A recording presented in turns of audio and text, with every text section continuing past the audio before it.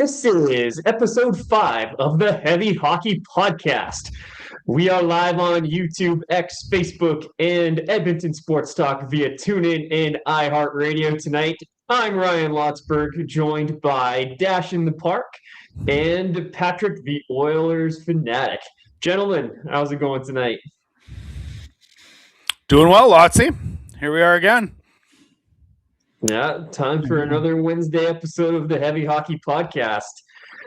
So just before we start getting into last night's game and some of the other games over the past week or so here in this homestand, I think it's important that we kind of take a minute to address the trade rumors that were speculated upon by our very own Oilers Live. I know Patrick and I hopped on a podcast with Michael immediately after that rumor came out and after that post came out.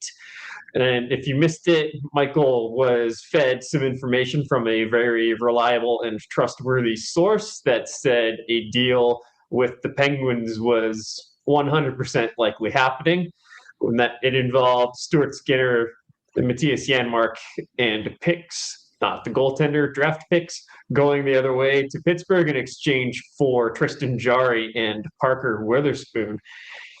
And nothing has materialized on that front ever since. And we've seen other sources speculate or report on potential deals between the Oilers and the Penguins involving Jarry. And nothing's come to fruition yet. And Elliot Friedman has come out and said that the Oilers are hoping to keep Skinner as part of this tandem with Jarry, and the Penguins are unwilling to retain. So we're at a bit of an impasse here. So Michael's source is very trustworthy, and Michael doesn't post anything unless he's 100% certain. And this is just one of those situations where negotiations are ongoing and sometimes things change. So I don't necessarily think that Michael's information was wrong. I just think that the goalposts moved and things changed, and here we are. So, yeah, Patrick, I don't know if you want to address it at all. Well, I'm sure multiple different scenarios were addressed, and probably in one of them, the Michael got from his source was that Stuart Skinner was going to go in it. But we know now from Elliot Friedman's report from last Saturday that Calvin Pickard would probably be the goaltender, not necessarily maybe going to Pittsburgh, but he would be the one leaving the tandem. And the Oilers wanted to go with the tandem of Skinner and Jarry. So Stuart Skinner likely not going anywhere at this point. If the Oilers do get another goaltender, it sounds like it's going to be a Calvin Pickard replacement. So, yeah, we'll see what happens here. Like the Pittsburgh Penguins Tristan Jarry thing obviously didn't come out of nowhere. Lots of people have been talking about it, so I wouldn't say it's any false information. It's maybe just not the latest information, and it continues to change, as you were saying. Kyle Dubas moving the goalposts on the potential deal. So we know the Oilers are interested in Tristan Jarry, but so many obstacles to get through there. I don't know if that one will actually indeed come to fruition. Yeah, that's kind of the latest there. I believe wholeheartedly that the goalpost moved. I wouldn't necessarily go ahead and throw Dubas's name on that though. It could have been a Bowman, goalpost move. It could have been a third team that needed to get involved to pick up, some potential cap if the Kulak part of it that was rumored was true. That looked like it was going to be another team, right? So yeah, that was part of it too. Kulak needed a new home to make the money work. So who knows? Heavy Hockey wasn't the only person, and Michael wasn't the only person that had that out. It was talked about by Kevin Weeks and Freeman. Where there was smoke, there was fire. Obviously, factors changed that, whether it was goalposts or whether it was the shutout Skinner put up. Quite honestly, it certainly probably slowed that train down. If that's not a Skinner shutout in that game, and that's another 7-0 blowout the other way, maybe we see something different today. Yeah, it's funny. 100%. Yeah, like going back to when Jay Woodcroft was fired. I mean, because my buddy Tyson over from Dolny TV, we were kind of talking about this and how the situations kind of vary there. I mean, like, when you've gone down the path that you're going to fire your coach, it's kind of because we saw Jay Woodcroft win a game just before he got fired. We broke that one too. Yeah, we were right, though. That's the only thing. Yeah, no, you were right. Absolutely. But it's just comparing the situations. Once you're going down, changing a head coach, it's a lot harder to say, well, we're not going to do that now. Once you started the process, like you can't backtrack on your decision.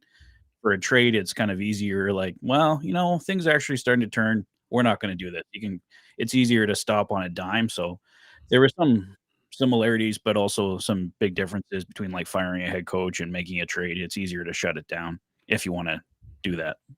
And speaking personally on the Woodcroft one, we had, 5 average sources, which equaled very good, that allowed us to put the pieces together. This one was one very good source.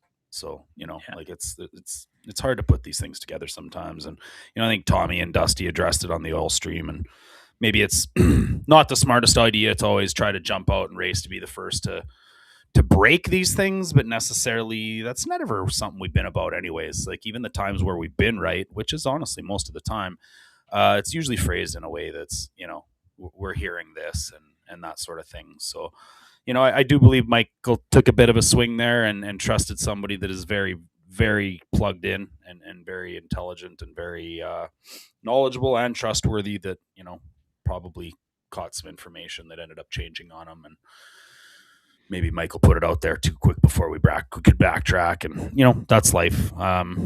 We've never professed to be insiders. We just try to share news when we hear it. And you can follow us if you want, and that's okay if you don't. Well, all it takes is a phone call, right? And then things change. So, I mean, you can't, just because they've said one thing 20 minutes later, the information changes or the decision changes. I mean, yeah. I think, the whole Two Dogs podcast probably made this a whole little, exponentially worse, and the way that all spun out. But that's another story I don't want to get into. Just thought worth mentioning. So, did you guys see the game last night? Yeah, I was just going to say, Skinner's been playing a lot better.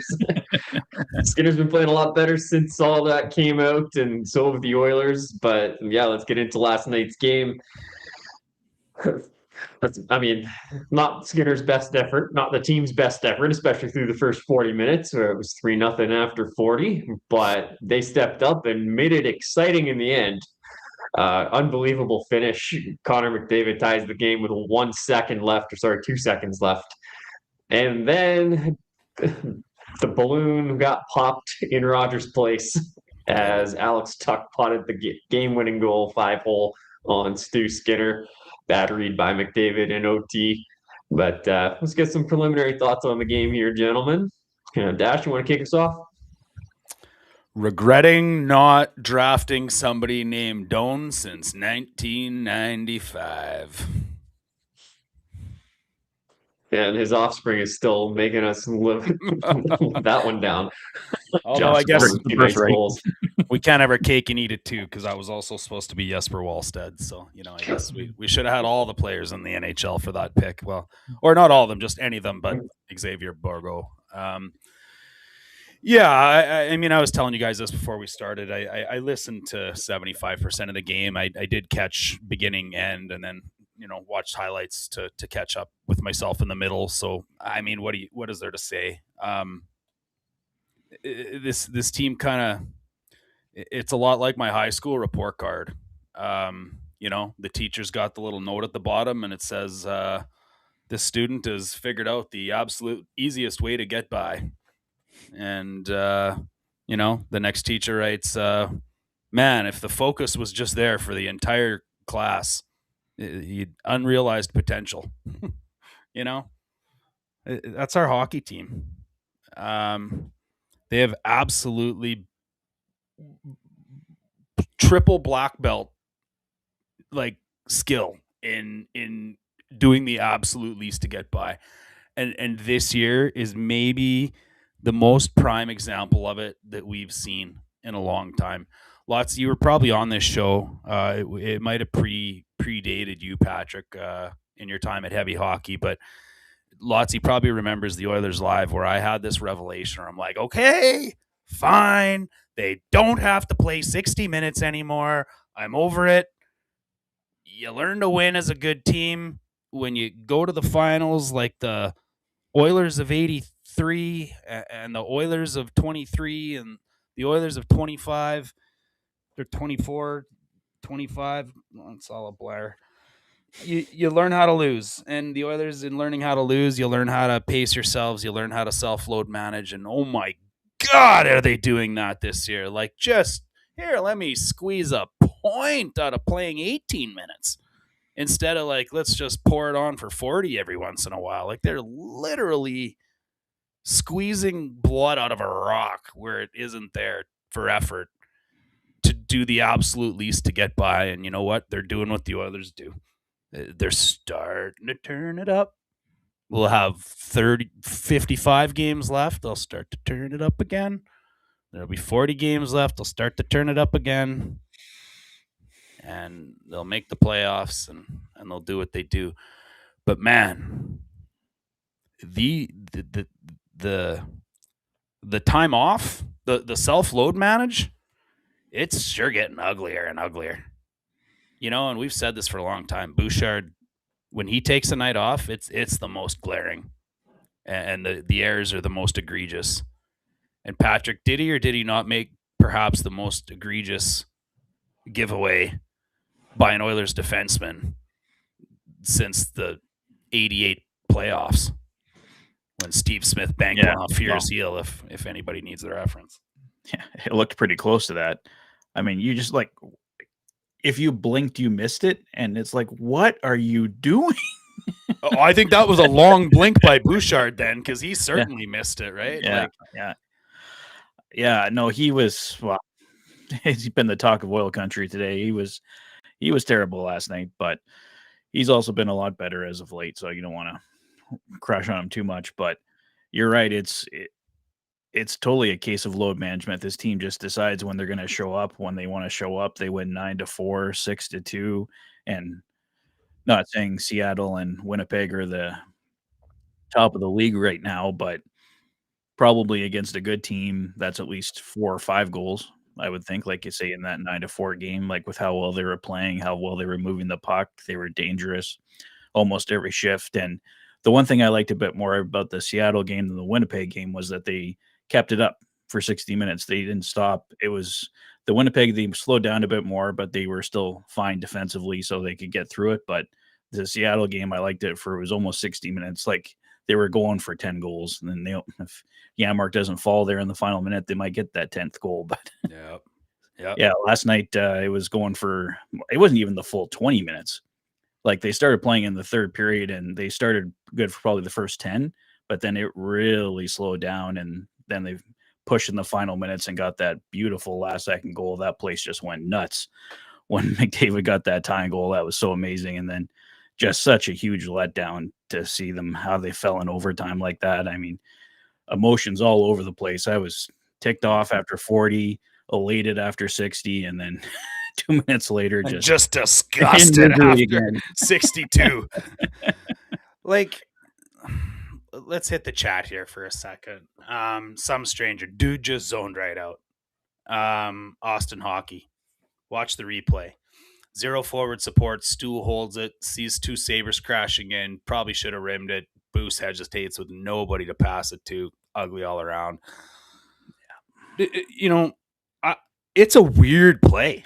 I watched it 4 times before I had to, like, WTF that's actually going on here. Like, well, but literally, like, what I'd love to know what was going on there and inside. The only thing, you know what last night kind of looked like, there's the 2 most dangerous weapons in the entire NHL are Connor McDavid's speed and Tage Thompson's reach. Like, they completely forgot he was 6'7" and had a 11-foot reach and can collapse on you from the circle in about 1 second. Like, if somebody said, Boosh, you should pass it right to Tage. Like, just put it right on his tape. They couldn't have looked any better than that. You know, like. Yeah, that was the most tape-to-tape pass I've ever seen. Unintentional tape-to-tape. Just the wrong place, the wrong time, the wrong guy to give it to. Just, I don't know. Mama Bouchard had a good amount of sprinkle on the game going to OT. I don't know. That's a weird one. Skinner handling the puck sometimes reminds me a little bit of Mike Smith and how it just scares you. Like you just don't know what he's thinking at times. But the difference is Skinner's just not as good at doing it as Mike Smith was. Right? Like I know he learned from Smith for a couple years when he was here, but man, oh man, that is not Skinner's forte. Mike Smith So- did not scare me as much as Koski, if we're going to be blaming a recent goalie, and nobody scared me as much as Roley. Like, who in the history of hockey, other than Dwayne Rollison, can throw the puck up in the air and hit it like he's doing batting practice with the paddle of his stick to ice it down the like? Yeah. Right there. Just once, can we have a goaltender that's calm and rational with the puck? That's probably asking for a lot, but so it's probably fair to throw a little bit of that on Skinner to not put Evan in that situation. But the play is just so egregious. Like Bouchard Either can't make one of that them play. could have rimmed that. Either one of them could have rimmed that. Yeah, 100%. That was just not a good play. And there was also the issue of the overtime goal where all three guys line up on the center line. Leon wins the draw back, and Bouchard can't win the race back to the puck, and the Oilers never touch it again for the rest of the game because it ends up in the back of their net on that possession. It's I think it was Connor Halley that kind of pointed that out. I saw that on X. I'm like, yeah, I don't understand why they're lined up on the red line. What advantage do you have by having that extra guy there, especially if the other team also doesn't have their guy on the red line? The issue isn't that they lined up three on the red line. The issue is that Bouchard lost a... I had to stop myself. I was going to say a 50-50 puck battle. That's not a 50-50 puck battle. That's like a 80-20 puck battle. Bouchard needs to get that puck. Hands down. That's it. Then you have possession. Different game. Probably helps if we don't leave somebody wide open in front of the net, too. Yeah, three guys don't need to collapse like they're playing Timbits either. No, that's for sure. They look like they're herding cats in overtime. Well, Yeah, it's the old Dallas, he can swarm defense. I put that read more Ouch. on McDavid than anybody because McDavid was kind of the last man for support and the last line of defense into the middle of the ice, and he did not have his head on a swivel. Did not see Tuck standing there all alone. I mean, 5-on-5, that little trap play that Dry and Bouch were running on the half wall to try to get the turnover on McLeod. You like to see that, but not in 3-on-3 overtime. Yeah, you miss McLeod's speed when you see it out there. I don't know if I miss his Oh, yeah. perimeter play, but I miss his penalty killing. I realize that. I don't miss paying him $5 million either. I would not have We wanted didn't to pay him him $5 $5 million. million. Well, no, Yeah. Yeah. I wouldn't want to be paying him $5 million right now. I liked him, but mind Yeah, you, I'm he glad we probably dodged wouldn't that be bullet. making 5 if he was here. No chance he'd be making 5, and no chance he would have put up the amount of offense he did last year either. Yeah. Yeah, we'd have been lucky to get 35 points out of him in a third line role, which would be nice. Like it'd be nice if we could get a third line center that'd do that for us. But yeah, if McLeod was going to make $5 million, I'm out on that. Oh, for sure. 100%. Yeah, that's that. I miss that speed up the middle, and I miss that penalty kill. Like, I can't tell you how many times that uniform fooled me. You'd see the 7 flash by, and you're like, "Oh, Connor! Oh no, that's Ryan McLeod." You know, it's just like one of those guys. But again, I don't miss the perimeter play. I don't miss the pussyfooting around and that stuff he was known pretty well for, and still looks like he's doing as well. So, Yeah, I gets can't better paid for it envision much having changed for sure. Patrick, what were you going to say? I was going to say he just gets much better paid for it now. Yeah, exactly. yeah, Savoy's the much better hockey player, and I agree with Yeah. Ace. What's up, Ace? Yeah, totally agreed. And let's talk about Matty Savoy for a minute here because he's been fantastic lately. It started with 2 goals in I believe it was the Seattle game, right? He had the shorthanded breakaway. He finally got his second one. He converted on his second opportunity, and then he got a power play goal. I think it was a 5-on-3 goal. But the floodgates have kind of opened up for him ever since then. Like. It took him however many games, 20 some odd games, to actually shoot a puck by a goaltender. He had his first goal deflecting off his shin pad, then he had an empty netter. And finally now he's starting to get some get some pucks by some goalies. Wasn't like Janmark last year. He scored his third goal in like game 70, and it was finally via a shot. Yeah, like tipped in off his pants against Seattle of all teams. Yeah, they seem to be a good but to get people going. But for me, it's really good to see Savoy contributing in a top six role. He's been playing in the top six for quite a while now, which a lot of people were complaining about his usage earlier in the season, but we can't anymore. I haven't been looking into ice times for specific games recently, but I still don't think he's getting 18 minutes a night. But he's getting opportunities to play with some really good players, and every line he's been on has looked good, whether it's been with Podkolzin and Draisaitl or whether it's been with McDavid and Hyman or with Roslovic. Doesn't seem to matter. Savoy's looked good.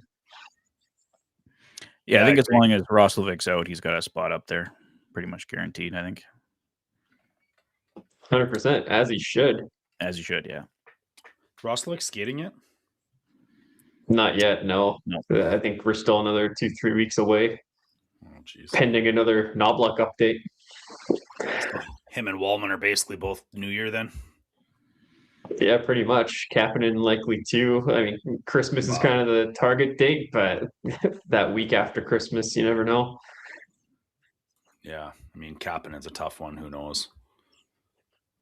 Yeah, that was frustrating. He was so close to returning. The last drill of the last practice before he was going to return, and he hurt himself again. And now he's out for multiple weeks again. It's super frustrating for him. Yeah, Knoblauch just said a couple days ago, Wallman will take longer than anticipated. It's going to be a while. So if he's even saying that, he's usually saying less time. So he could be out for the rest of the year at the way Chris Knoblauch talks. Hopefully, as a joke. Not... yeah. And Roslovic and Kapanen around Christmas time. So that's coming up here. So they can't be too much longer if they are indeed coming back before Christmas. And I believe it was Gregor today that hinted that Wallman might be going to LTIR here so they can call up a couple of guys from the minors for this upcoming road trip. Yeah. I'm not sure who they might be calling up. It could be any number of guys because there's some guys going in the AHL right now, but they've definitely got options. Well, maybe Quinn Hudson. I know he was talked about maybe coming up, or might bring Howard back up for a bit. I don't know. Because it's kind of hard because those guys aren't going to get probably top six time, though. So you're probably looking for guys on your third line. But yeah, that's the problem. We got some top six potential guys who don't have third line games for the NHL that are lighting it up in the A right now. Where do you want them in the NHL? I guess Noah Philp is returned to skating here this week. Still in non-contact jersey from what I understand, but he's close. And Clattenburg, I don't know what's up with him. He has the stitches above his eye. That's probably taking a little time to heal. But if Philp is healthy, then Clattenburg probably goes down, right? Yeah. If that might change if Wallman goes on to LTIR, but that's kind of the way I saw it. Was Clattenburg came up when Philp went out, and those two are kind of one for each other. Same salaries, and Clattenburg could go down without waivers, so it seems easy enough. Yeah. It's like I can't remember who brought it up. Stoff maybe or somebody. It'd be cool to see like Savoy, Howard, and Hudson all play on a line or something where they could have the AHL line come up. Mm-hmm. Well, they could do it if they want to. Yeah, they'd get like 3 minutes of ice time, but it'd be entertaining for a shift or two. Well, let's give Podkolzin a little bit of love here. He's 96, saying that Pods is on pace for 15 to 22 goals this year. He scored a nice and greasy goal last night. And I was looking at his point pace. Last year he got 24 points in 82, if I remember correctly. And this year he's on pace for 36. So that's a tidy little improvement incrementally year over year. That looks like a real positive progression. Yeah, so let's talk about Podkolzin a little bit. What have you guys thought of him? Well, it's amazing what happens when you go to the front of the net. somewhere where the Oilers don't like to hang out too much unless it's on the power play or something like that. But yeah, he scored the exact kind of greasy goal that we need to see from this. And it was a massive goal last night. It got Rogers Place just so riled up. It was fantastic. And Pods has got a lot of fans out there. So yeah, it's great to see. I hope he keeps it up. Just go to the front of the net. We don't see enough guys doing it. Like, this is so much of a perimeter team. So score that goal, fighting for a rebound. It was exactly what we needed to see from him.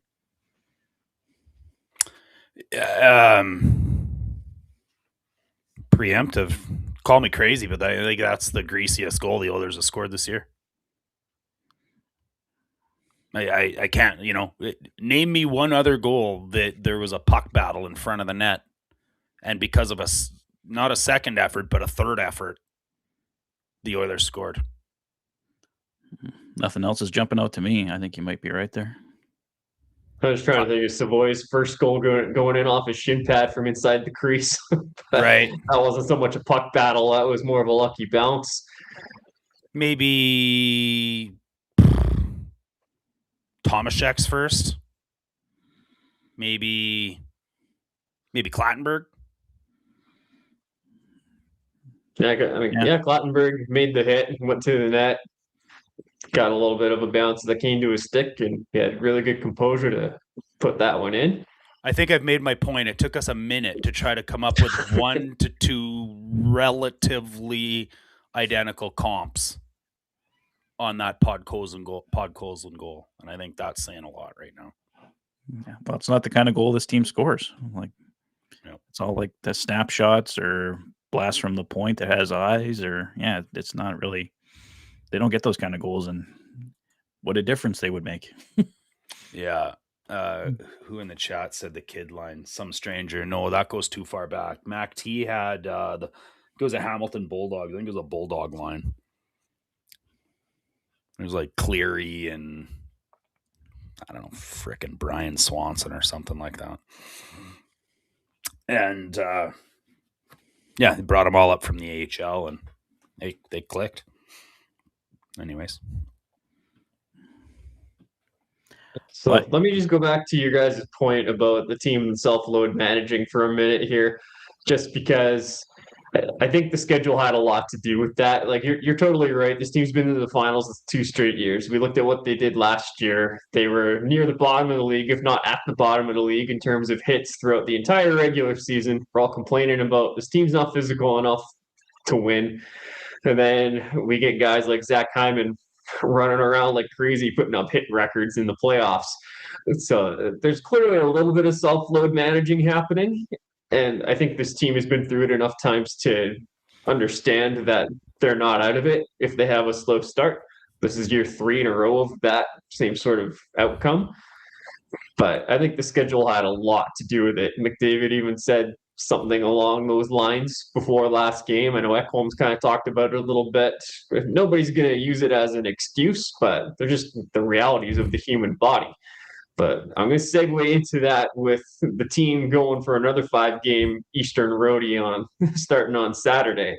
So do we think that a little time off and a little bit of home cooking has done this team some good and we're going to do better on the road this time around? Or is the Buffalo game a sign of some issues that are still plaguing this team? All of the above. Really. Your mouth kept missing a very key word in the schedule comment you made twice there, that you could blame the schedule for the self-load managing. The word you're missing is the Olympic schedule. That's valid. Yep. Compressed schedule right now, just because they got to get these games in before that break. I love how they're debating the cereal I'm eating. It's hilarious. Well, boys. For a condensed schedule, few more guesses, and I'll show you. Oh. Little side action on this one. Someone gonna get lucky. Yeah, I'll put a little sprinkle on something.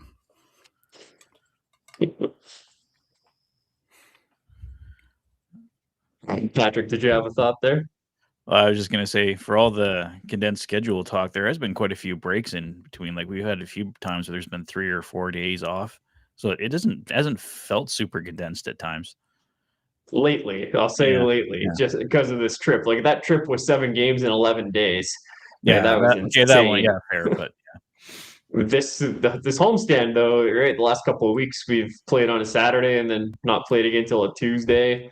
I think it was between the Dallas and the Seattle game. We had 3 days off, so they've been a little kind to us on this homestand, which has been helpful. Yeah. Recency bias, recency bias at play there.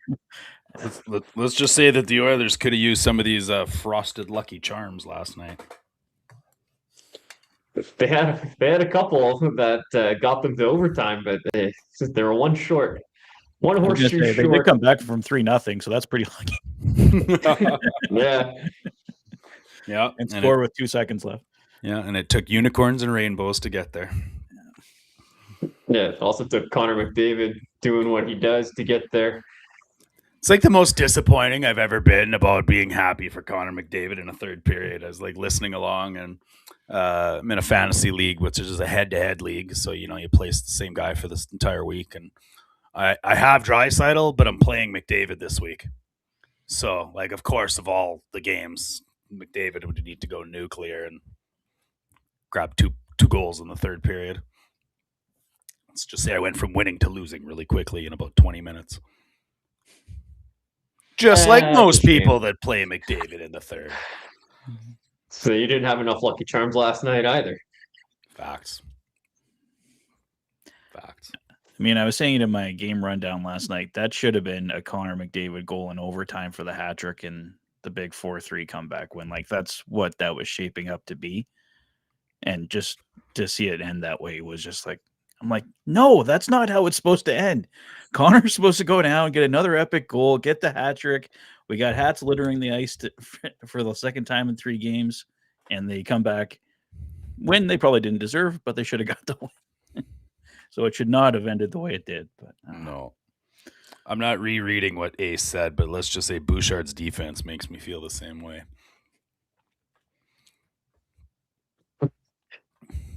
At times. I digress. And we're coming up on decision time for the Olympic team, and I know Bouchard's name has been thrown out there a lot. He has simultaneously lost and earned his way onto that team a couple times this season. So, was last night the straw that broke the camel's back, or has he done enough over the last couple months to earn a berth onto that Olympic roster? Is it that tight that one Bouchard well, let's be honest, there's maybe more than one Bouchard giveaway last night, but, is it that tight? I don't know. Bouchard's Bouchard. Bouchard's Bouchard. Bouchard be Bouchard. I don't know. At the end of the day, McCurdy was on Low Tide today. I don't know if you guys caught it, but I think he said, with Bouchard on the ice, the Oilers outscore their opponents 20-12. Pretty good D. When he's not on the ice, the Oilers get outscored 11-33. Well, sounds another like a pretty good player to me. Yeah. So, is that going to, every 10 games he has an absolute egregious giveaway that makes us all re-aggravate that scar above our eye from banging our heads against the wall. And then he just goes on doing Bouch things, right? I'm sure the playoffs will come and he'll be plus 25, and right, if the Olympics are there, so with his buddy Connor, I'm sure he'll be just fine. That's what I was going to say. Is the playoffs is when he raises his game, and Olympics short tournament. I mean, maybe that you see the same kind of playoff Bouchard in a short Olympic setting. Yeah, that's entirely possible. And a lot of people say him and Makar are redundant. And Makar is obviously the better defenseman, but there's a highlight from the Nashville game last night where Makar made a giveaway in the corner and Nashville scores. And there have been other highlights of Makar making mistakes as well. So it's not as if he's perfect either. And so I don't know that that's the best argument for keeping Bouchard off the roster. I don't think you can have enough puck movement and enough guys that can outscore their opponent like that. Possession. You can't have enough possession either. Yeah. No. So that argument makes no sense. It's like saying, well, we have McDavid. We don't really need Draisaitl. We don't need two superstars. Yeah. Well, I mean, we just Right. might as well not even bring McKinnon if McDavid's going to be there. We've already got a guy with speed. Yeah, screw that Crosby guy too, right? Like, yeah. Well, we don't need McDavid because we already have a captain. Crosby's going to be there. No. Just leave them all at home. No, yeah. Bouchard makes it on skill because he's one of the best defensemen in Canada. Or he doesn't because they're, trying to make a team that, who knows, that management feels that maybe they need a penalty killer in that spot. Who knows? Mhm. No, I think they like Parayko a little too much. So we'll see how it goes down. I personally don't see it happening. That doesn't mean I don't think it should happen, though. Mm-hmm. Yeah, I would say probably he's not at the end of the day, but we'll see how it goes between now. There's a lot of time till February, so Yeah, 100%. I think the hotter topic is whether, it's not Oilers, but whether they take Celebrini or Bedard or both. yeah. Whereas the guy that's getting rumored around here a lot, Binnington, I'm sure like he's going to be one of the three goalies probably, but is he still your starting goalie? Yeah, I think he's earned the start at the beginning of the tournament. I mean, that doesn't mean squat. Luongo didn't start the tournament that Canada won. I don't think Brodeur started the tournament that Canada won. No, Curse Joseph, I remember. Did Binnington start? Did he start the Four Nations? I think they played the whole time, didn't they? Go pillar to post. Yeah, he played the whole time. Yeah.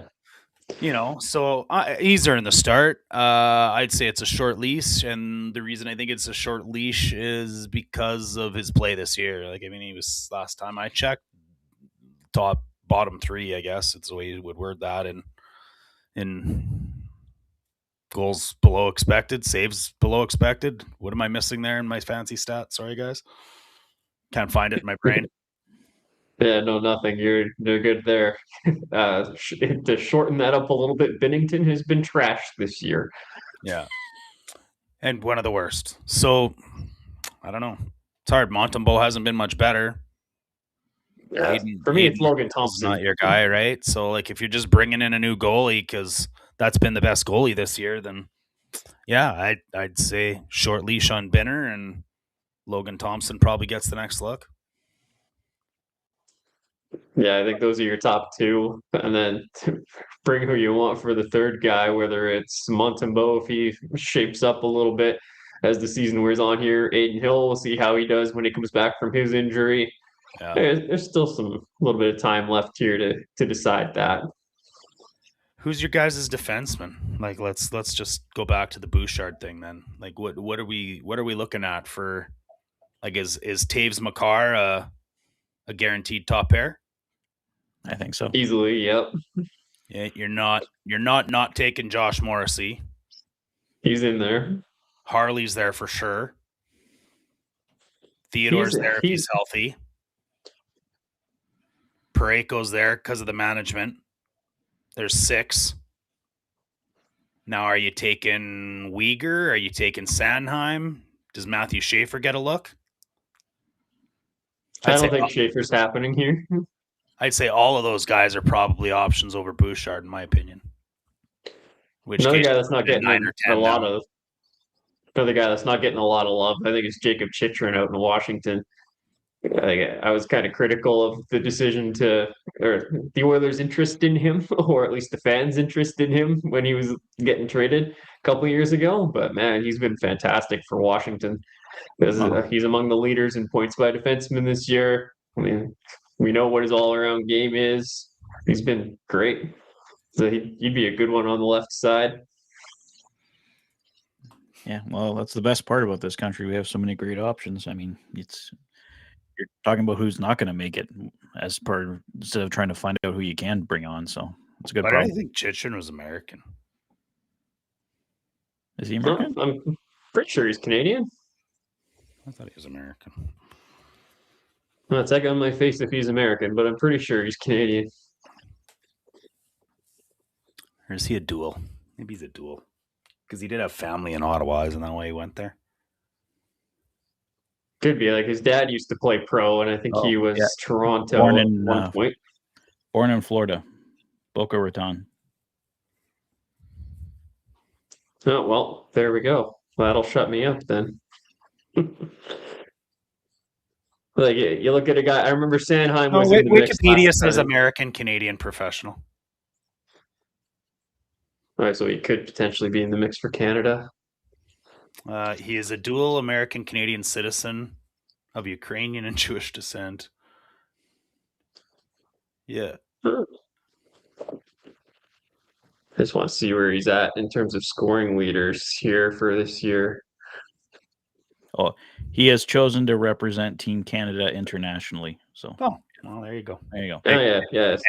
Eggs on my face. Yeah. American father. Quantaki has mother. a little. Yeah. Quantaki has a little Canadian flag by his name, so yeah, that's where I got that from. But he's sixth among D-men this year with 25 points. Lucky Charms on my face. But as I was saying, like Sanheim got the look last year because he could play both sides. Not sure how many other guys in the mix here can play on either side. So like Sanheim seems like a good one to me. Harley was kind of your number 8 last year. He stepped in and played well. I'm not buying the hype on this kid as much as I am over some of the vets that are in here. I don't think he's the lock that some people are saying he is, but maybe I'm missing something on Harley. Yeah, I guess I maybe shouldn't have said lock, but I guess what I was saying, my context was lock over Bouchard. I mean, that's fair. That's fair. But you're not the only one that has said Harley's name is a lock. Like I think a lot of people are really high on him being on that team. I'm just not so sold when there's some other names out there that bring a little more experience. Yeah. Well, there's always question marks when they make these teams, right? It's like, why didn't they take this guy? Why didn't they take this guy? I don't understand. It's just kind of whatever in the mind of the 3 people or 4 people who were deciding this, right? So 100%. Doing a quick search. Yeah. Matt Larkin and Steve Ellis both have Harley on there. Both have him in the top 4, actually. Top 4. Yeah, we'll have maybe one of these pods coming up here before they announce the team at the end of the month. We'll have to make our own rosters and compare them, and we'll spend a little more time on it. Agreed. I think that could be a fun pod. What do you mean they're all the same? No. That's the beauty of this, right? Like, there's so many great options out there, and so many differing opinions. Like, I don't think any of us would have the same roster, so I think that could be a lot of fun for sure. Well, we could do one what we think, and then what we'd actually want if we were building the team. Truth. Might get some more differing opinions that way.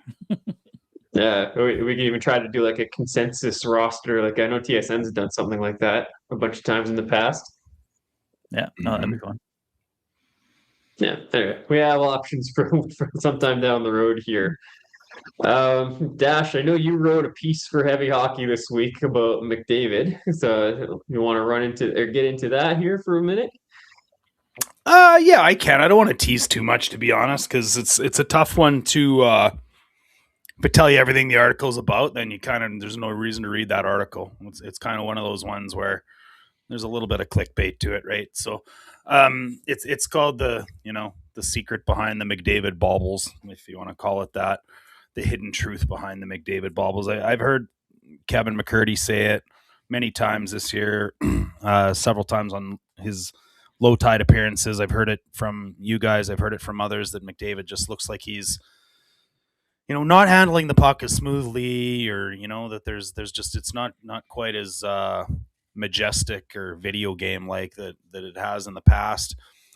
So I just started digging in a little bit to try to figure out, is this unforsaken statement and sentence that nobody's allowed to really take belief in, that McDavid might possibly be past his prime, have any truth to it? And the only way to really figure that out was to go and look at the Edge jersey microchips with the speeds, and it basically gave a pretty telling story that Connor McDavid has not lost a step. So Potentially the reason that he's bobbling the puck so much is that he's going faster than he ever has before. So if you're interested in reading the rest of that, encourage you to head over to heavyhockey.com. It's far and away the most popular article I've ever written.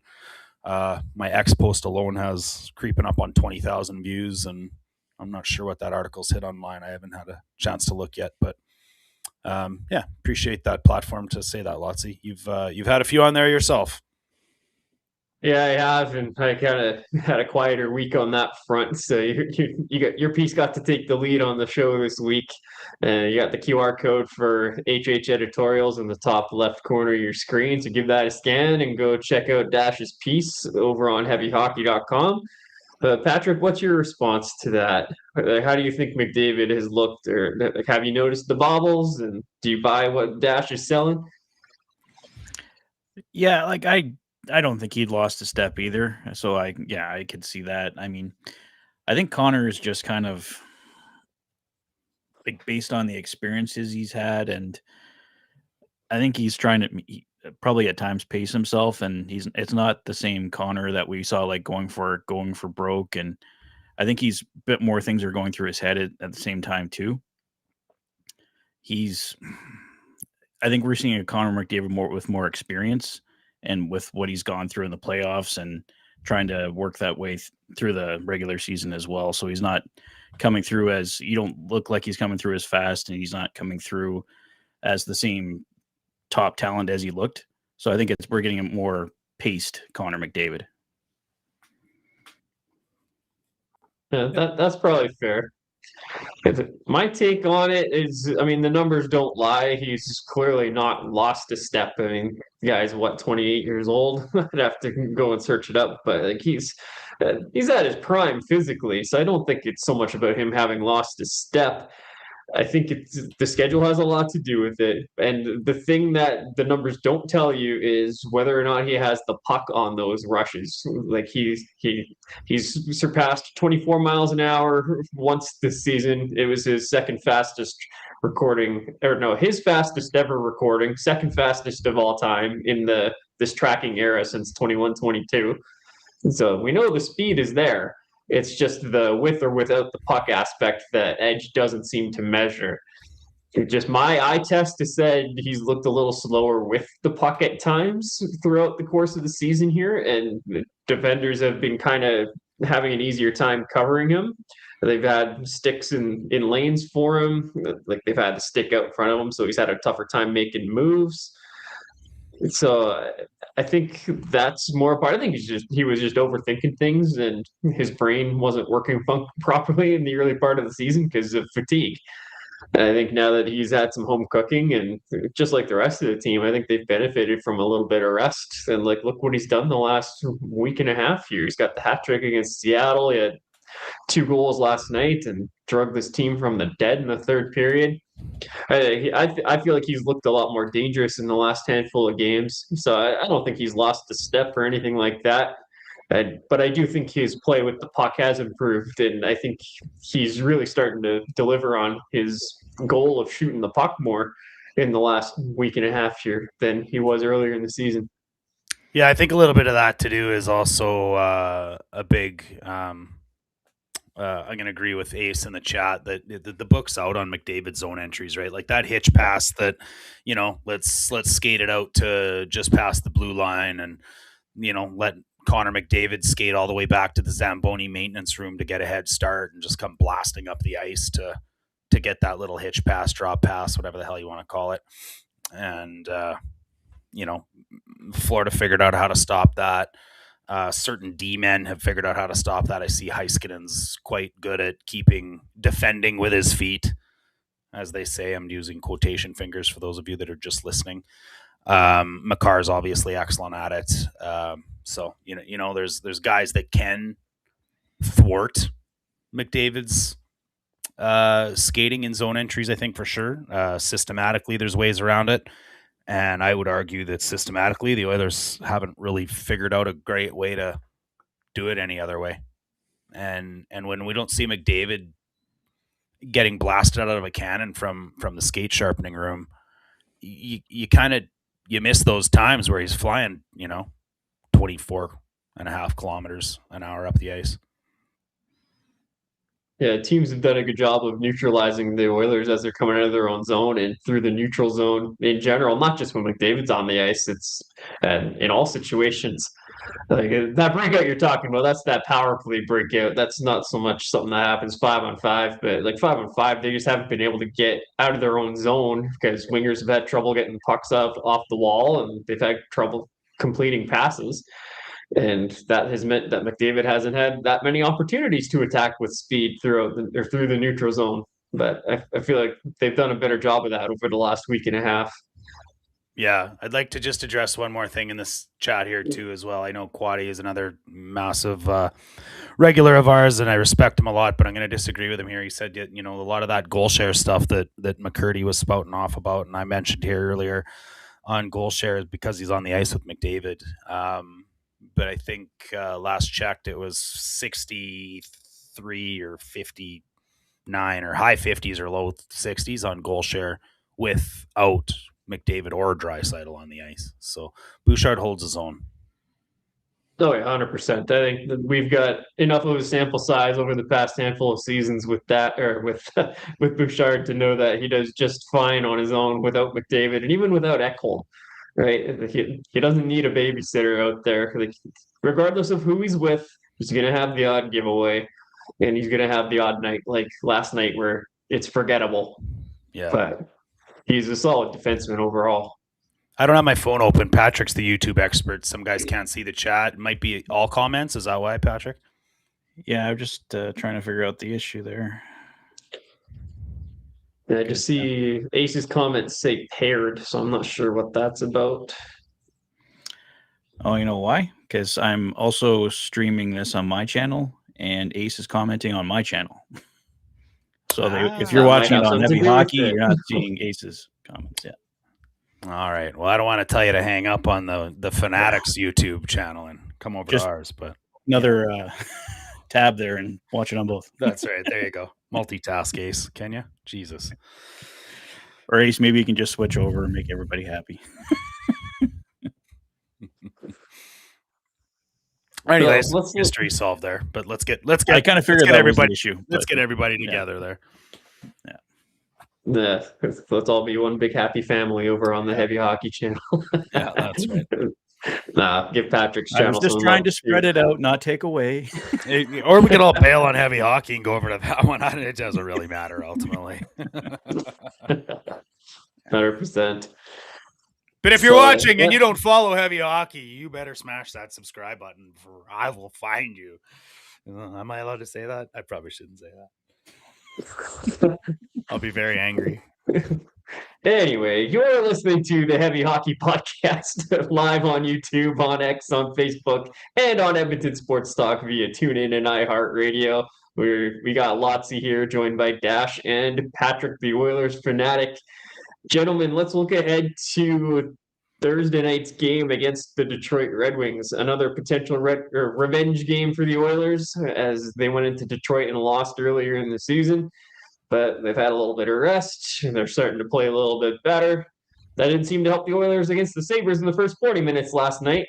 Isn't going to help the Oilers against the Red Wings tomorrow night. Let's start with you, Patrick. Well, if they play the first 40 minutes, they're going to do a lot better. I mean, the last 20 minutes helps too, clearly. But yeah, if he can get out, not fall behind 3-0, help out your goaltender, and maybe they can be nice and throw John Gibson in there. He's having a crappy year. I guess he wasn't the answer everyone thought he was going to be, but well, shocking. We leave that one off to the side, I guess. Because all I'm hearing now is Detroit should bring up Sebastian Cossa and go with Cossa and Talbot. But no. It's almost like goalies are a product of their system. Go figure. No way. I've never heard that before. Never. But yes, I'm expecting a much better. I think, Connor McDavid's probably going to be pissed off with how that game ended. And, some of it, a lot of it's on, well, not a lot of it, but some of it's on his shoulders. I expect a bounce back game from Bouchard, and the team was playing excellent. I think it was like 4 out of their 5 games before the Buffalo game. They were looking really strong. So I'm expecting a big bounce back effort tomorrow night. So I think they're gonna find a way to get it done. Yeah, what says you, Dash? Oilers be Oiler in. They're probably just going to play to the level of their team that they're playing. So, Buffalo required, 18 minutes of effort to get a point. So, I don't know, relatively speaking, I'm going to guess they play about 26 to 28 minutes of good hockey. Probably make it pretty close.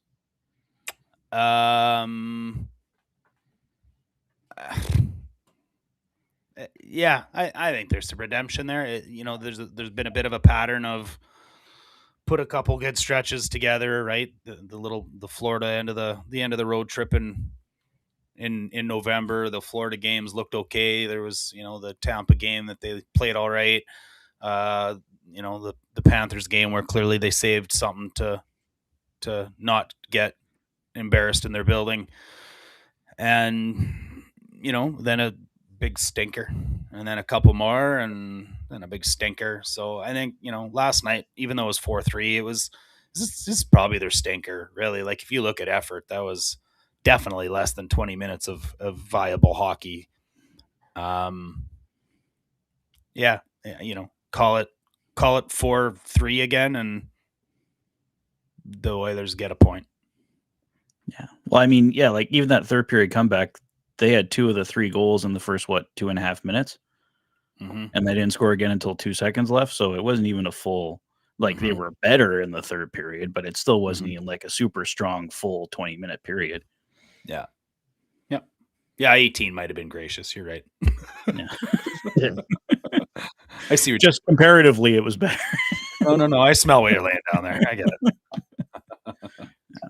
So I got tabs on the Wings Flames game right now. Flames just scored to get them to within 1. It's 4-3 Red Wings right now with 4:10 left in the third.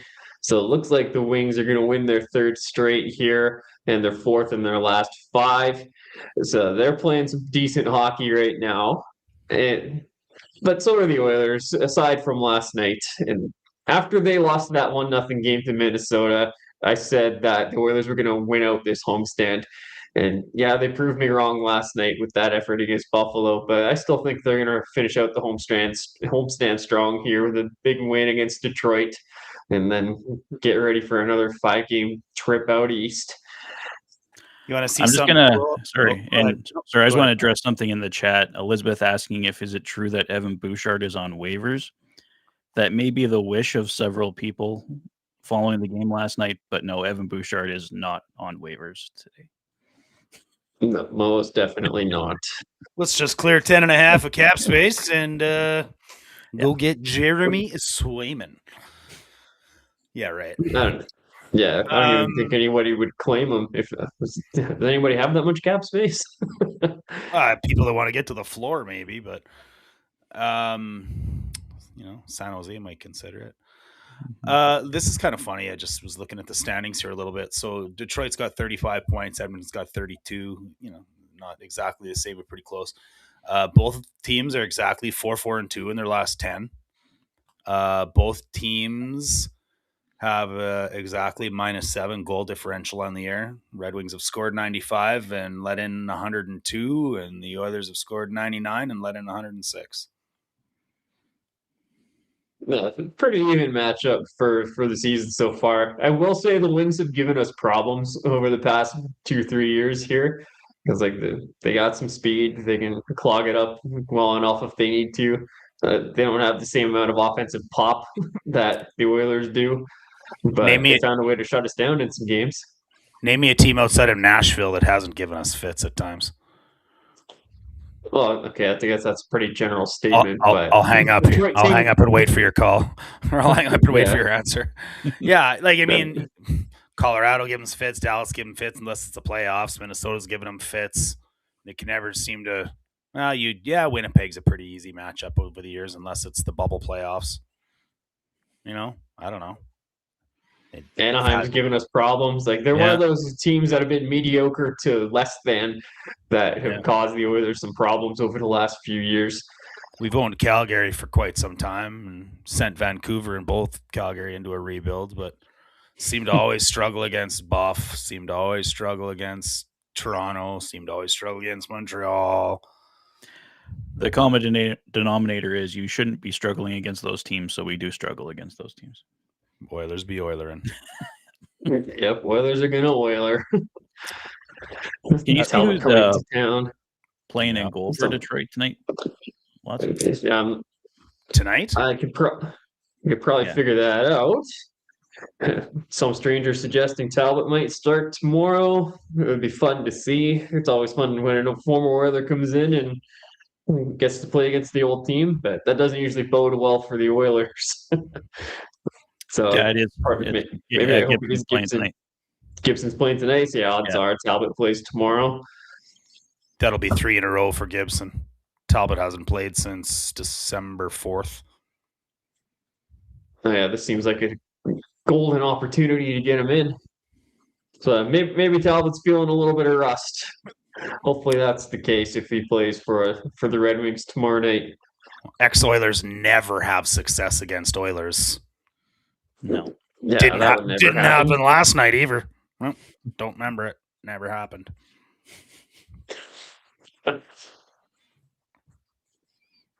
And Maybe so after future the Oilers? Detroit, maybe future Oilers. Dun, dun, dun.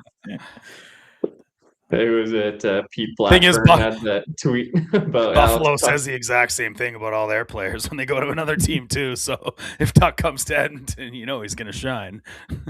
Well, with Buffalo, they definitely didn't have success there because nobody has success there. But Exactly.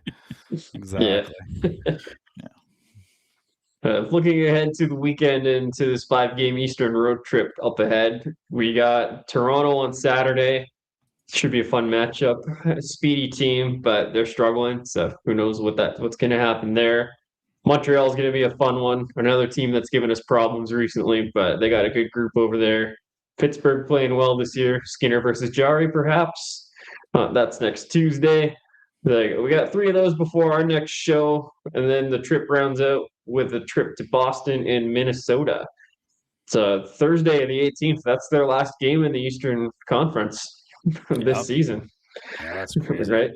Yeah, it's insane. So the hard part of the travel is already over for the Oilers. But how are you guys feeling about this road trip coming up? Will the extra miles just be too much to handle for these boys, or did the break help them enough to help them figure it out? Like, I hate to be a broken record, but my prediction is that they're going to put in somewhere between 20 to 40 minutes of effort into each game. They're going to win no more than 2 in a row and play to the level of the team they're playing and scrape out the bare minimum amount of points that they can. That's my prediction. How's that for 2-2-1? Sounds about right. being a smart ass and probably right? Yeah, exactly. Yeah. Yep. 2-2-1 sounds about right to me too. Like that, their record on the road has probably been a little bit less than that this year, but the extra miles on the body right here before Christmas just kind of seems like a difficult trip on top of a few other difficult trips they've had already this year. And they got some good teams that they're up against, good quick teams that the Oilers would typically struggle against. So, Montreal doesn't seem like a win. Pittsburgh and Minnesota don't seem like wins to me either. Boston and Toronto seem like the gettable games there for me. Yep. That's fair. And then it looks nice after that, right? They come back home and looking at 2 against back to back, I guess, with Calgary. But yeah, I don't know. It's if you look at this road trip alone, yeah, 4-4-2. I like that. Wouldn't it be interesting if Jari and Skinner just Jari and Picker just like trade jerseys at the beginning of the game, like a soccer game? That'd be funny. I don't see it happening, but it'd be funny. No. I'll steal a bit from the Oil Stream today. The Oilers have not won more than 2 games in a row all season. Having a look at the schedule up ahead, when do you think the next time is that the Oilers could potentially win 3 games in a row for the first time this season? Okay, so here's just a few to keep the the sound going while you guys look. A few people thought they might do it on this road trip because, potentially, maybe Detroit, Toronto, Boston just bang it off right now because there's a revenge game coming off of this Buffalo game. Maybe it's Calgary, Winnipeg. That said, Hellebuck's going to be back by then, and we've very much seen why he's won the Hart and the Vezina. That team is very much struggling without him. Is it the stretch a few more games later when it's Philly, Nashville, Winnipeg? I don't know. You got to kind of keep scrolling, and all of a sudden you're in the new year. So, the where they're playing right now, you guys, it's hard. It's hard for me to lay down a real solid prediction. I think if I was to put money on it, it might be Boston, Philly, Nashville. But like January 3rd's coming in after the break. We all know how they are after breaks. That's valid. I was just looking at Philly, Nashville, Winnipeg as a potential run that they could go on there. So after that, you got the Kings, the Blackhawks, who are playing well this year, and then Nashville again. It's like we got two matchups against Nashville in the first 2 weeks of January. It's just there's an LA and a Chicago game in between there that scare me a little bit. And Maybe it's when do you think Hellebuck's coming back? well, he's skating already, so I would think he's back by the next time the Oilers play them. Yeah, it's possible. I thought it was going to be like 6 weeks, but that could have been 4 weeks ago for all I know. Yeah, how long has that been? I'm not sure. I don't know. There's a stretch there in mid-January, Nashville at home against the Islanders, and then in Vancouver. Or else Islanders, Vancouver, St. Louis. TSN says Hellebuck could return next week. I thought I heard something like that, yeah. Or maybe that was on the oil stream, actually. They said that. Yeah, Philly, Nashville, Winnipeg's the most likely, probably, but I could see the Oilers beating Calgary before the Christmas break and after, and taking Winnipeg. Because maybe it's Vegas. Yeah. Maybe it's Vegas, Calgary. Yeah. I'd have a hard time betting on the two of those 3 wins being right after a holiday break. Yeah, that's valid. Yeah. Or do they break that trend? But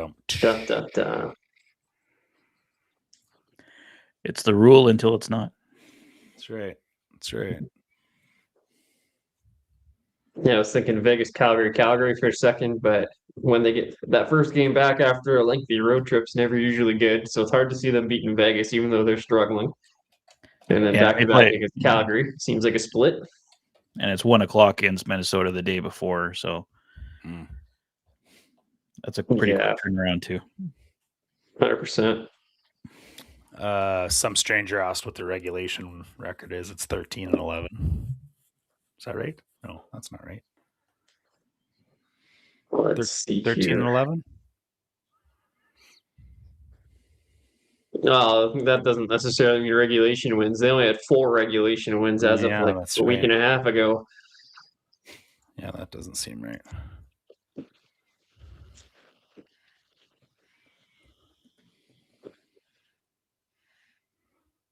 Let's see. The Oilers have 13. Oh, no. That's regulation overtime wins. Stat News is the worst, in my opinion. But are they 30? What are we, 30 games in? Yeah, exactly 30. And they've had 6 overtimes? Yeah. Well, they have 6 overtime losses. Because they're 13, 11, and 6. Oh, yeah, right. Right. Yeah, I don't know. Regulation wins. Oilers have, I'm scrolling way down to the bottom here. They have 8 regulation wins, 27th in the league. Well,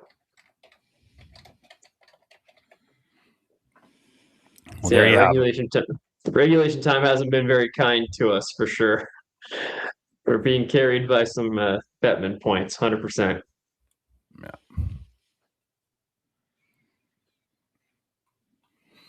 I'd like to see a breakdown too of Like who are those regulation wins against? Does it tell you there, Lotzi? And then even like who are our overtime wins against? I'd have to spend a couple I minutes would- on Hockey Reference for that. Oh, you know what? I think I can figure that out right here. The reason I ask is like have we beat a good team this year? We got curb stomped by two really good teams. I'll tell you that much. Okay, beat Vancouver in game 2, the Rangers in game 3, and I think they hadn't scored in 3 games at that point. Yeah, they weren't a good team at that time. We beat Montreal 6-5. Wild game. We Not beat a quality win. Utah 6-3. I actually got a list of all their teams that they beat here if you want. Yeah, sure. Then it's Florida, who's been bad, Seattle, who's been bad, Seattle again, who's been bad, Winnipeg without their best player. Yeah. So they've beaten Vancouver, the Rangers, the Senators, Canadians, Mammoth, Chicago, Columbus, Philly, Carolina, Florida, Seattle twice, and Winnipeg. Senators was an OT win. I remember that game. Yeah. So that can't be in there. Yeah, so basically what you're saying is not a Yeah, lot that's of their high-quality overall wins. regulation wins. Oh, sorry. Yeah, gotcha. I was just Yeah. like regulate. Oh, yeah, plus overtime wins. That's right. That's what I asked you. I'm sorry. Yeah. So how many of those teams are in the playoffs right now? Is Vancouver in this? Vancouver's dead No. last or second last. Are the Rangers? Are the Senators? Sens no. Rangers no. Montreal.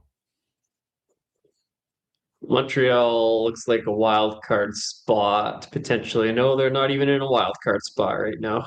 Utah. Utah 31 points compared to they're tied for the last wild card spot.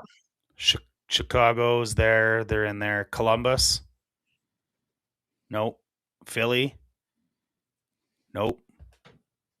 Carolina must be, aren't they? Carolina must be. Yeah, it looks like Chicago's ahead of the Mammoth for some reason here. They got weird on her backwards on Google. Anyway. Florida, nope. Seattle, nope. Seattle, nope. Winnipeg, I think so. So they beat three teams all year that are sitting in playoff position, and one of them's a wild card. I don't think anyone's higher than a wild card. It's Chicago, who I think is in a wild card spot right now. Then the Habs, who are not in a wild card spot. I can't even see who the other one is. Carolina, yes. Okay. Yeah, Carolina's there. Yeah, you're right. So that's the only one. And Winnipeg. No, they're not in. So the only team that we've beat that isn't a wild card team all year is Carolina. That's right. That should be a tweet, gentlemen.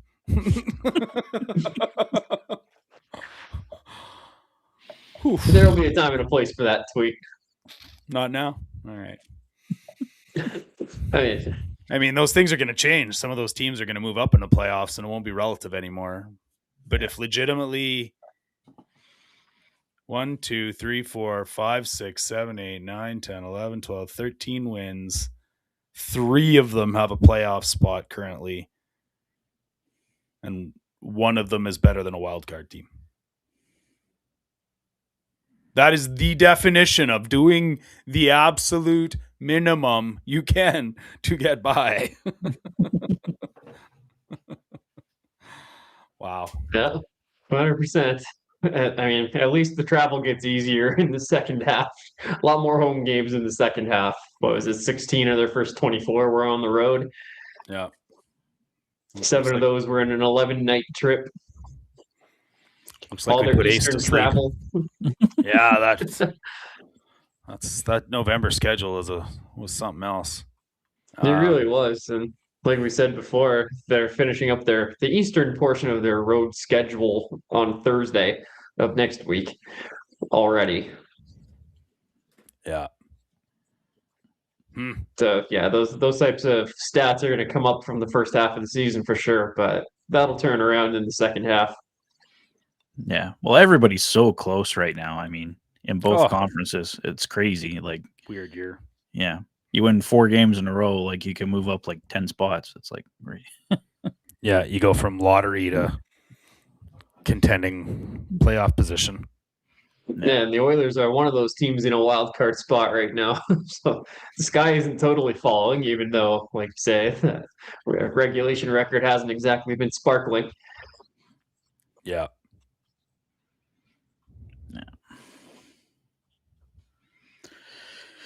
No, that's why I haven't lost faith or anything like that, because it's all so close right now, and with the schedule favoring them more in the second half and stuff, I mean, you just can't count anything out yet.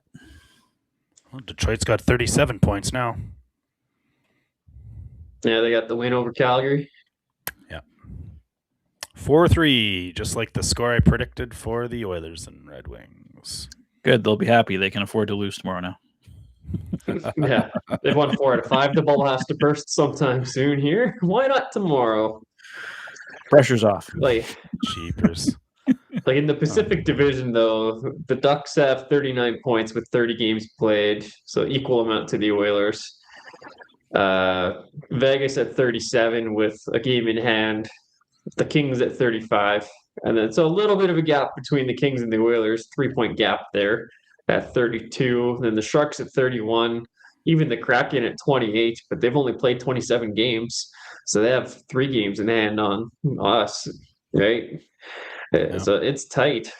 And then you get the Flames also at 28 points, but they've played 31 games. And then the Canucks at 25. So the middle part of that group is pretty close. In the Central, you got 4 teams that are within 2 points of each other, or 3 points of each other, fighting for wild card spots. And in the East, you got 7 of 8 teams above 30 points in the Atlantic. And then everybody's above 32. Like the Caps have 39 in the Metro, and the Jackets have 32, and that's last place. So that's first to last, separated by 7 points. So it's totally tight. It's still early enough in the season where anything can happen. It's pretty open. The Oilers could still win the division here, for Pete's sake. Oh boy. Yeah, they could. Mm-hmm. I don't see it happening, but it's possible. Well, if it stays like this, it's going to be one of the craziest finishes ever. Like people are going to be watching like right till almost like the final buzzer in some of the games just to see who like even gets in. Mm-hmm. Oh yeah. Last night was the first night ever where there were 4 games that were decided or that were tied up in the last 15 seconds of regulation. 4 games. The McDavid goal, 2 seconds left. I think it was Vegas that tied it up on the Islanders with 12. Who else? People are going to have to help me out on this one. But there were 2 other ones that were right down to the wire. Anaheim and Pittsburgh, that was a last second goal. I think there was like 0.3 of a second left when that crossed the line. Mm-hmm.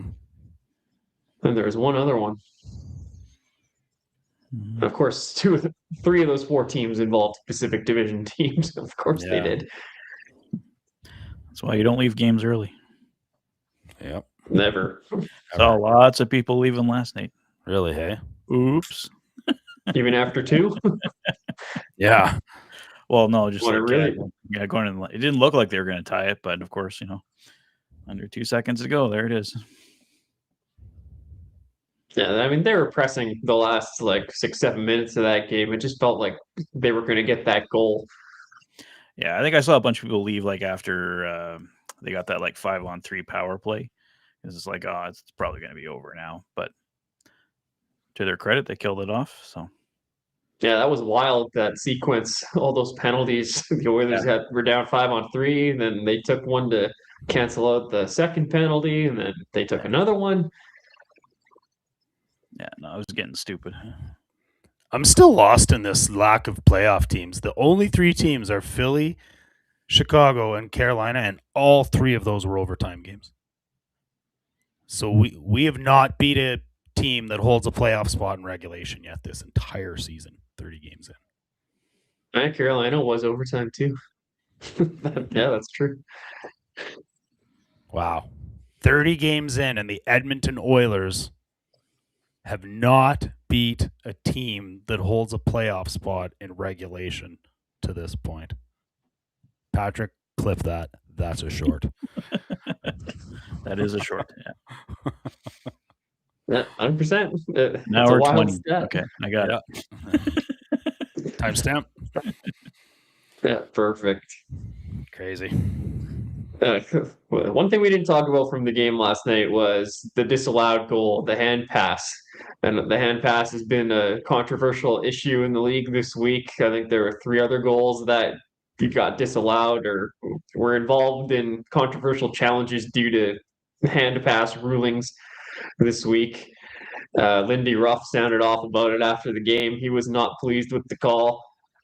And my personal take on it, it looked like Tuck used his hand to direct the puck towards Tage Thompson, even though his hand was on the stick, and his hand may have been trying to avoid contact with an Oilers player in the crease. So I thought it was the right call, but what do you guys think?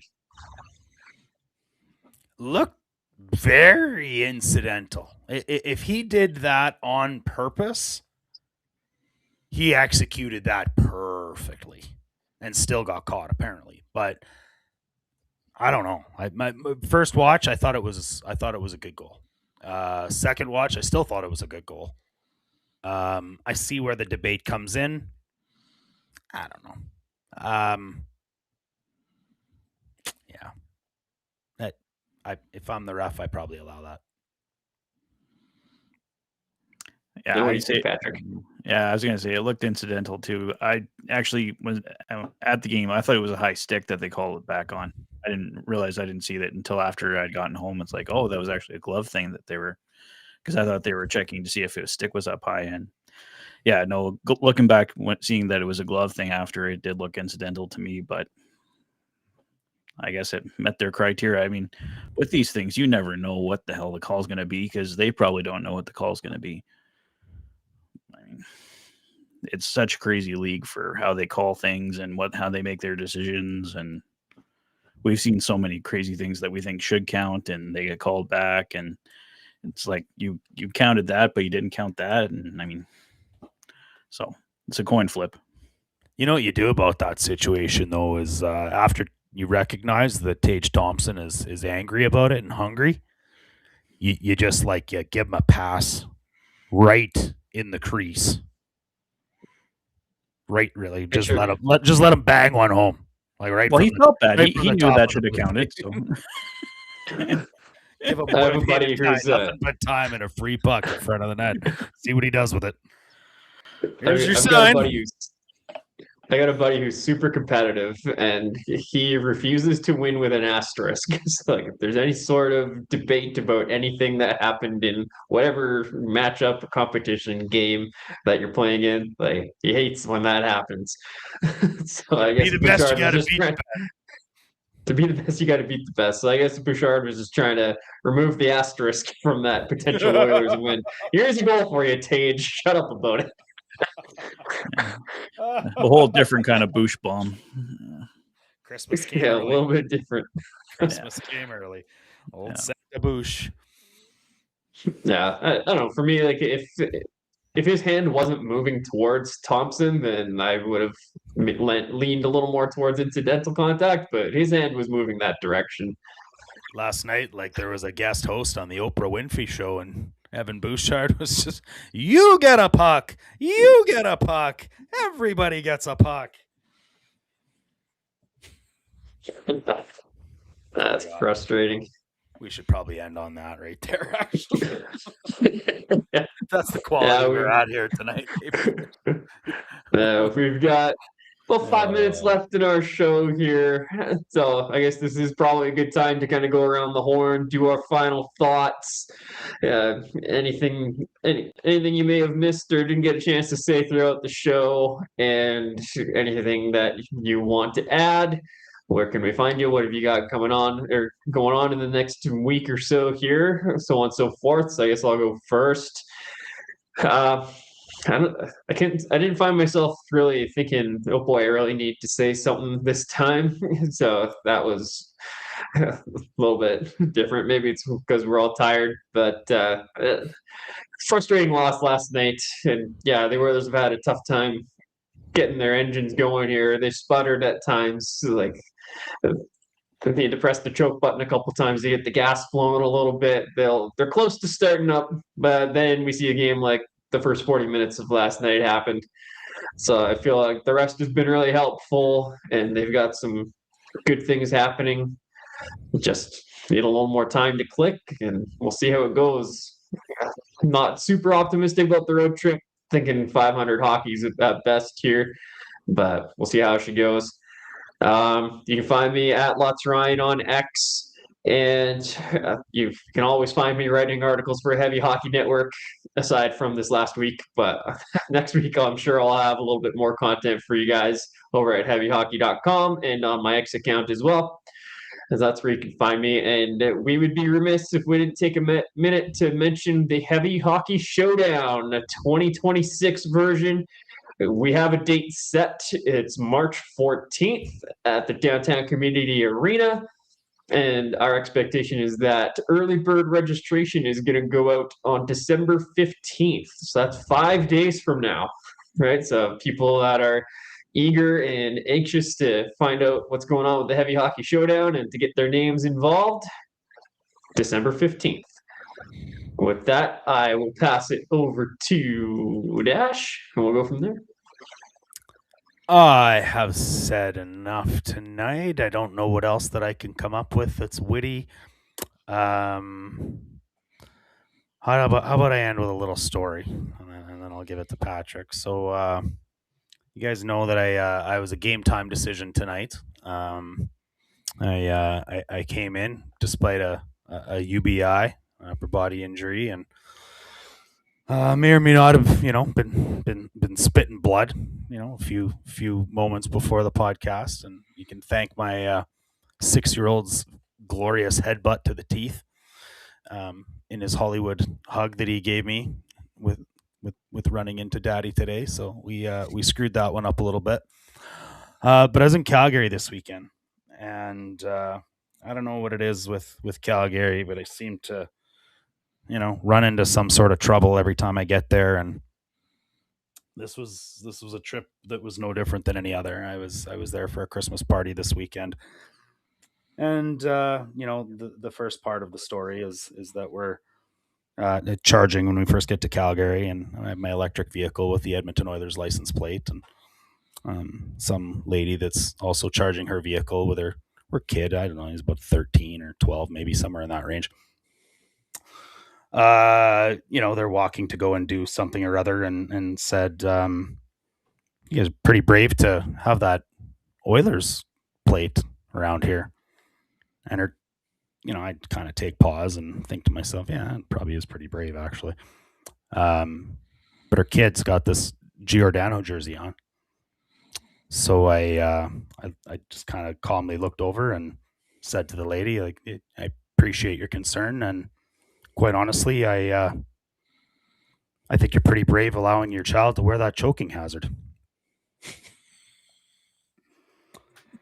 So then we get to the hotel, and as Calgary usually goes, I end up getting in some sort of conflict or fight or what have you. So, we pull up to the hotel, and, we've unloaded some luggage in the lobby already, and load up the cart, and I'm going for what's, probably the last trip of luggage. And Mrs. Dash is almost at the front of the line to get and check into the room. So, noticing that, I kind of try to pick up my step a little bit. And as soon as I, pick up my speed just a little bit, what happens? Typical Calgary. 2 seconds later, I get absolutely sucker punched, like completely sucker punched by a 2x2 foot patch of concrete with ice on it, and went completely ass over tea kettle and threw my coffee up about 15 feet in the air, and everything goes full slow motion. I'm like, oh boy, I'm about to land on my head. Okay, maybe twist a little, shoulders better than head. Oh, hey, there's my coffee. Oh, look, there's the concierge. Oh, he sees my coffee. And then it all kind of went at the same time. And I went up to the hotel room, fell asleep, woke up the next morning, missed my party, and came back to Edmonton. Patrick, over to you. Okay. Been sucker punched in Calgary lately? No. Calgary is actually usually pretty good to me. They don't know me as well down there, so if they knew who I was, they probably would sucker punch me. But yeah, I'll keep my thing as per usual. Thank you to everybody in the chat for joining us for this one, kind of impromptu one tonight. But I think it was just nice just having a chat, the three of us, and going over the last little bit here. The Oilers, like I said before that Buffalo game, I think it was 4 of their last 5 or 5 of their last 6. They were starting to look really good. So hopefully they can get back on track here. As we said, that road trip coming up, it's going to be hard to picture winning 3 in a row, but win as many as you can, get back into the picture here. Everyone is so close right now. There's a lot of chances for this team to move up, but at the same time, with everyone being so close, you can easily find your way going down as well. So I know it's been a lot of negative talk of this guy getting traded or this guy getting fired. So as an Oilers fan, I've appreciated that the narrative has changed over the last little while here. We're talking about positive things for the most part. Obviously, last night was a step back, but really loved being at that 9-4 win over Seattle last week. That was amazing, watching them take Winnipeg down 6-2. So hopefully the good things can continue to happen for this team. We'll see some guys come back from injury here over the next little while, and hopefully they can get on that second half role that we usually see from this team. So I think that's all I got to say on this one, guys. You can find me on my channel over at the Oilers Fanatic. Some of you are watching this on the Oilers Fanatic right now. So if I can just get the rest of you to leave heavy hockey, you can just watch it over on my channel. Don't worry about supporting these guys. They're fine. I mean, like, look at those mansions those two guys are living in. They don't need anything. Jokes aside, support us both. You can find my content here and a lot more great content on the Heavy Hockey website and here on the channel as well. So thank you, everyone, for joining us tonight. Have a great night.